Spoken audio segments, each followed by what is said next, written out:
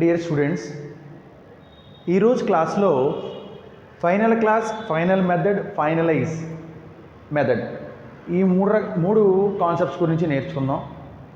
So ఈ మూడు concepts నేర్చుకునే పోయే ముందర మీకు ఓవర్ రైడింగ్ అనేటువంటి కాన్సెప్ట్ తెలియాలి. Method over riding, method overriding అనే కాన్సెప్ట్ తెలియాలి.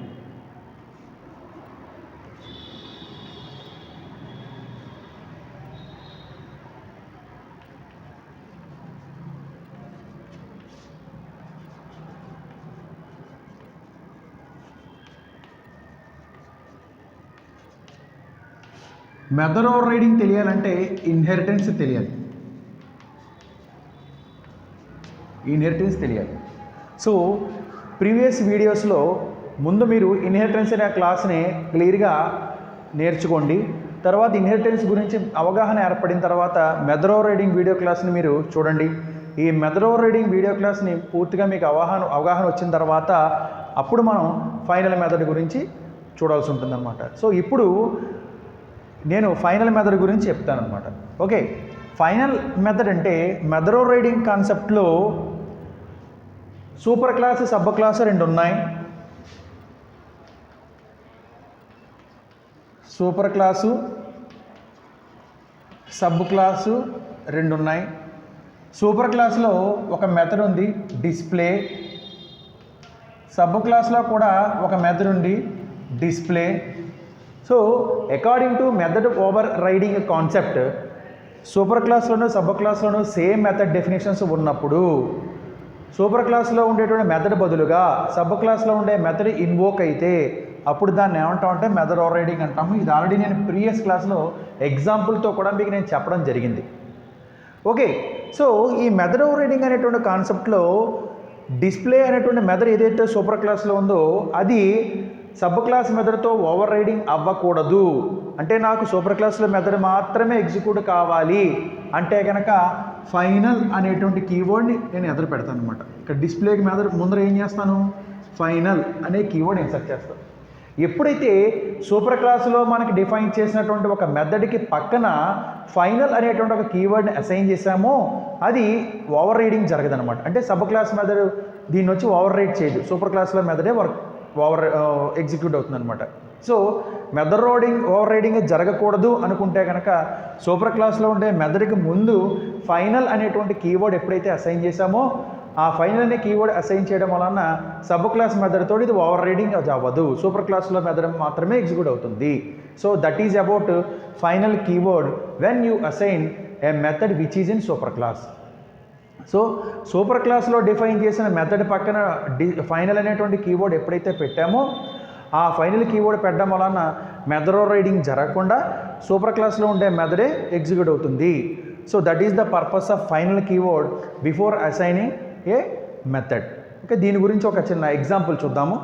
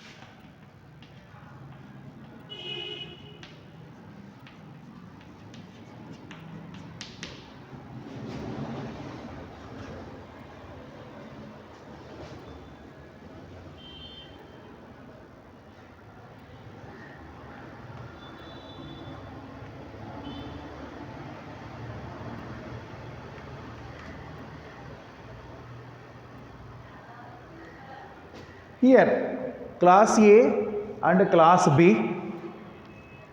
క్లాస్ ఏలో నేను డిస్ప్లే అనే ఒక మెథడ్ డిఫైన్ చేశాను.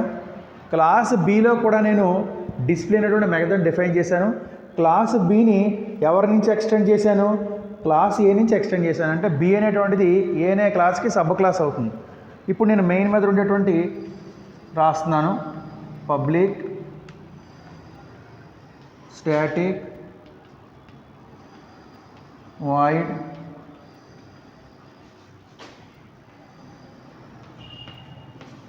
ARGS. బి అనే క్లాస్కి ఆబ్జెక్ట్ క్రియేట్ చేశాను. బి స్మాల్ బి న్యూ బిఆర్. బి డాట్ డిస్ప్లే అన్న. బి డాట్ డిస్ప్లే అన్నాను.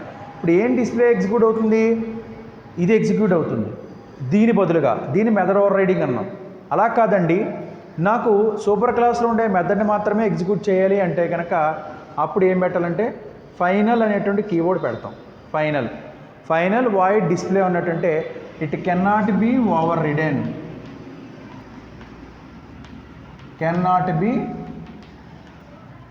రిడెన్. సో ఫైనల్ అనే కీవర్డ్ పెట్టకపోతే క్లాస్ బిలో ఉండేటువంటి మెథడ్ ఎగ్జిక్యూట్ అవుతుంది. దేని బదులుగా? క్లాస్ ఏ బదులుగా. ఇది మెథడ్ ఓవర్ రైడింగ్ అన్నాం. నాకు ఓవర్ రైడింగ్ జరగకూడదు అనుకుంటే కనుక అప్పుడు సూపర్ క్లాస్లో ఉండే మెథడ్ పక్కన ఏం పెట్టాలని? ఫైనల్ అనేటువంటి కీవర్డ్ ఎప్పుడైతే అసైన్ చేసామో సూపర్ క్లాస్లో మెథడ్ ఎగ్జిక్యూట్ అవుతుంది. దేని బదులుగా? సబ్ క్లాస్లో ఉండే మెథడ్ బదులు. అంటే మెథడ్ ఓవర్ రైడింగ్ జరగలేదు. సూపర్ క్లాస్లో ఉండే మెథడ్ మాత్రమే ఎగ్జిక్యూట్ అయింది. ఇలాంటప్పుడు బి డాట్ డిస్ప్లే అన్నాం అనుకోండి, సూపర్ క్లాస్ మెథడ్ వస్తుంది అంతే, సబ్ క్లాస్ మెథడ్ రాదు. So that is about final మెథడ్కి ముందు ఫైనల్ పెడితే. అలా కాకుండా నేను క్లాస్కు ముందు ఫైనల్ పెడితే, బిఫోర్ క్లాస్కు ముందు ఫైనల్ పెట్టాం అనుకోండి, it can not be inherited. అంటే క్లాస్ ఏ నుంచి సబ్ క్లాస్ నేను క్రియేట్ చేయలేను. ఏదైనా ఒక క్లాస్కు ముందు ఫైనల్ అనేటువంటి కీవర్డ్ పెడితే this is final keyword can not be, ఇక్కడ రాస్తున్నాను క్లియర్గాను, ఫైనల్ క్లాస్ ఏ అన్నాను, can not be inherited.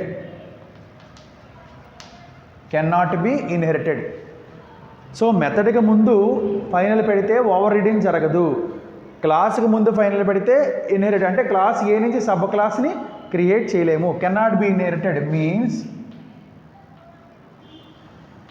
Cannot create sub class. We cannot create sub class.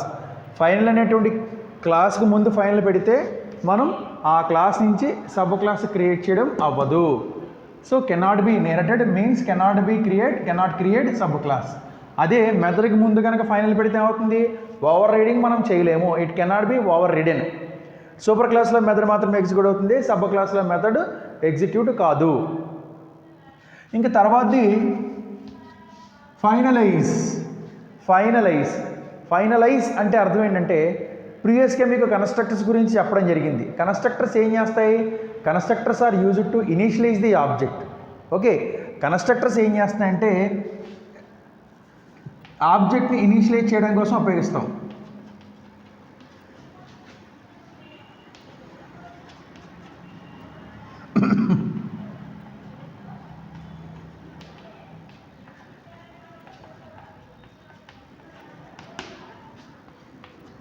Initialise the object. C++లో in C++ there are destructors.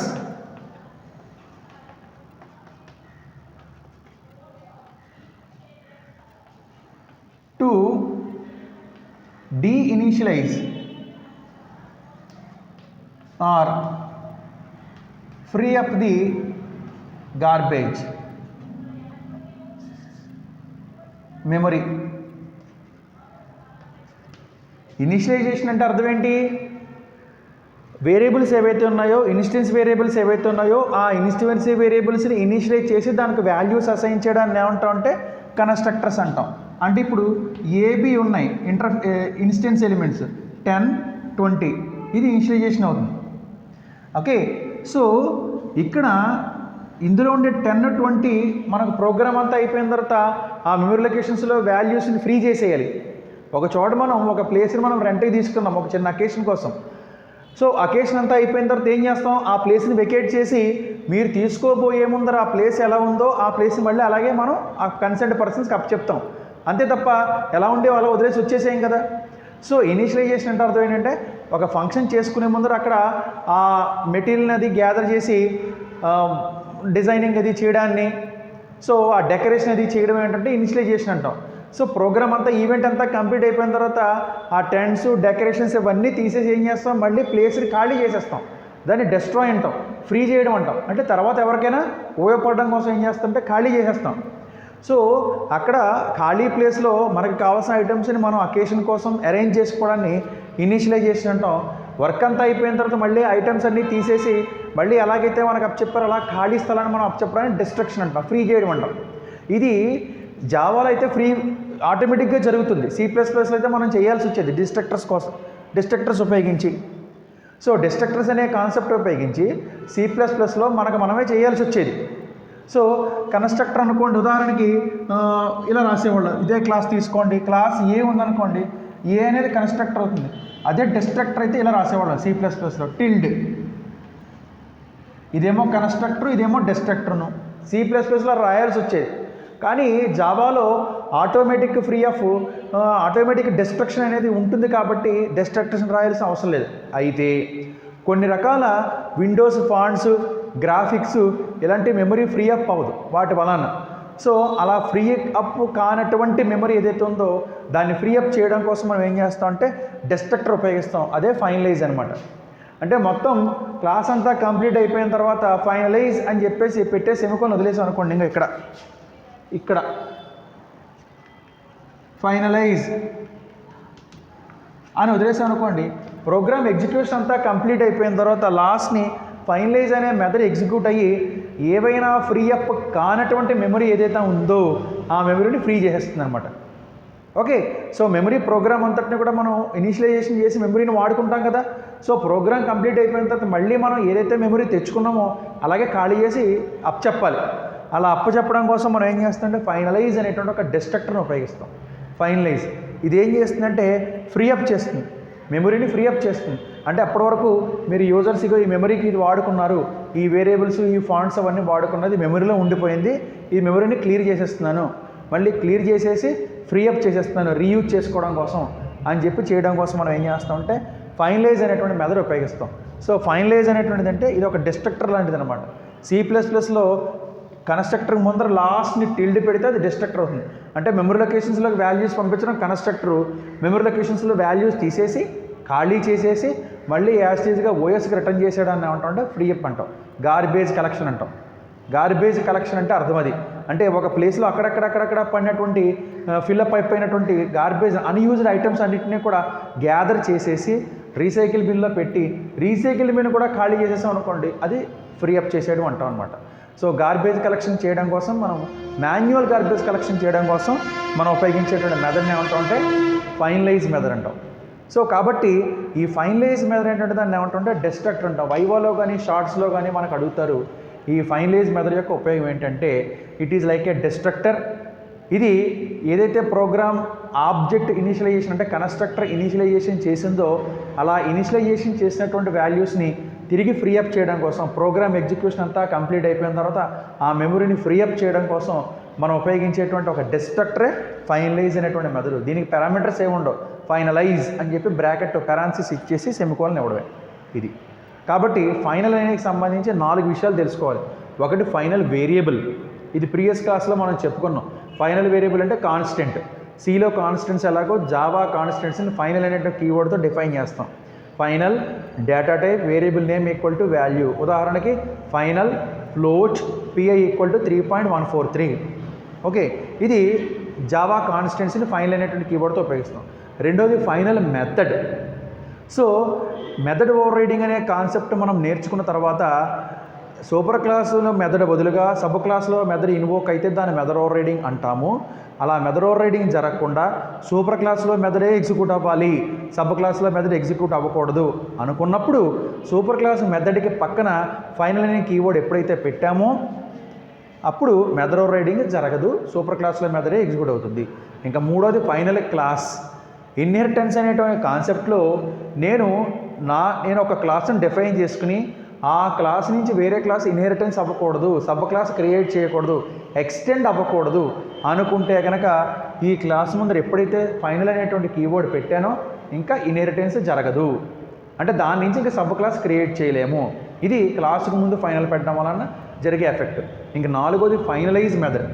ఈ finalize method ద్వారా మనం constructor ద్వారా ఏదైతే ఆబ్జెక్ట్ని ఇనిషియలైజ్ చేసామో అలా ఇనిషియలైజేషన్ చేసిన ఆబ్జెక్ట్ని ప్రోగ్రామ్ ఎగ్జిక్యూషన్ అంతా అయిపోయిన తర్వాత ఇనిషియలైజ్ చేయబడిన మెమరీ లొకేషన్స్ అన్నింటినీ కూడా ఫ్రీ అప్ చేసేసి తిరిగి మళ్ళీ మనం ఓఎస్కి అప్ చేయడానికి ఖాళీ మెమరీ లొకేషన్స్కి డిస్ట్రక్టర్స్ని ఉపయోగిస్తాం.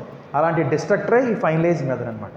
So this is about final class, final method and finalize standard method. Thank you.